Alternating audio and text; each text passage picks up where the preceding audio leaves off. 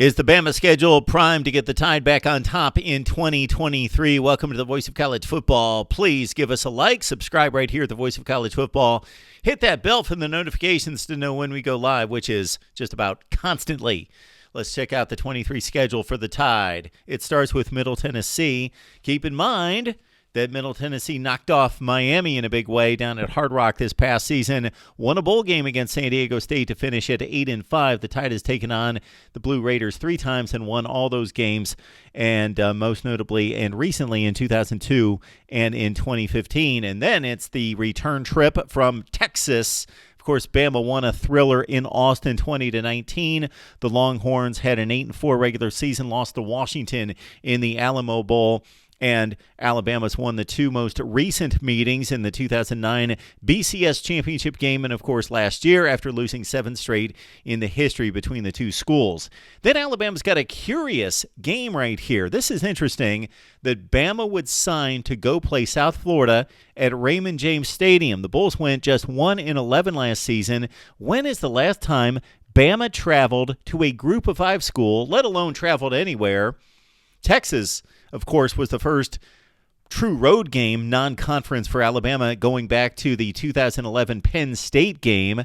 And now Alabama goes to a Group of 5 stadium, an NFL stadium as well. But Bama took on USF back in 2003, won that game 49-7. It's the Bulls and the Tide in an kind of unlikely setting.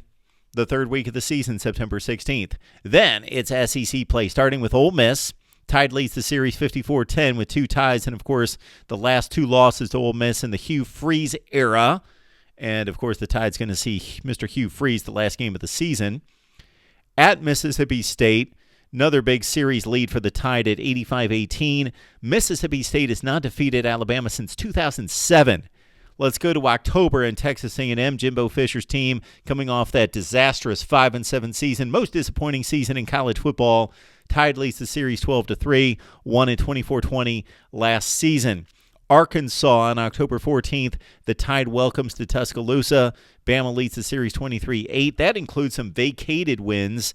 And the last time Arkansas won this game, 2006, KJ Jefferson's back for a 7-6 Hogs team that beat Kansas in the Liberty Bowl. On October 21st, it's the rematch of the historic game in Knoxville where Tennessee finally knocked off Bama on the last-second field goal, 52-49. Bama leads the series 58-39 with 7 ties.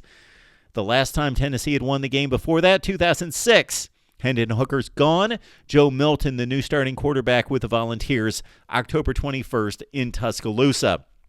Then it's the team that dethroned Bama's SEC Western Division title, LSU, with the heart-stopping win, 32-31 in Death Valley, visits Tuscaloosa November 4th.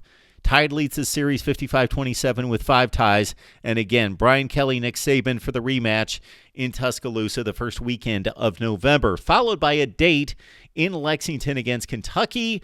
One of the most lopsided series, I'm going to call it the most lopsided series in the history of the SEC. 38-2, Bama leads, having lost in 1922, 100 years ago, and in 1997. Devin Leary, the new starting quarterback, replacing Will Levis, and Kentucky has Bama at home in the Commonwealth on November 11th. Chattanooga, the customary scrimmage game before the rivalry game. Chattanooga, the Moccasins come to Tuscaloosa's the sacrificial lamb on November 18th. And then it's a date on the Plains against Auburn. Tide has won 3 straight against the Tigers, lead the series 49-37.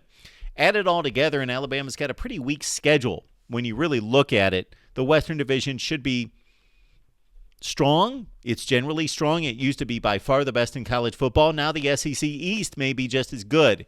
The Tennessee crossover's been a layup for the Tide for years, and now suddenly it's become an extremely difficult game with the loss against Josh Heupel and company last season.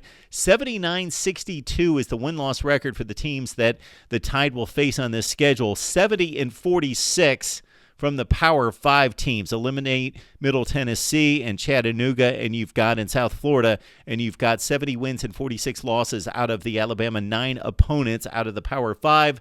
And if you add it all up from the SEC, the Tide is facing teams that went 30 434, slightly below 500 in 2022. Add it all up, that's what we've got for Alabama football. Of course, as we head toward spring practice, we'll size up the Tide, the personnel, and give you a record prediction sometime in the summer right here at the Voice of College Football.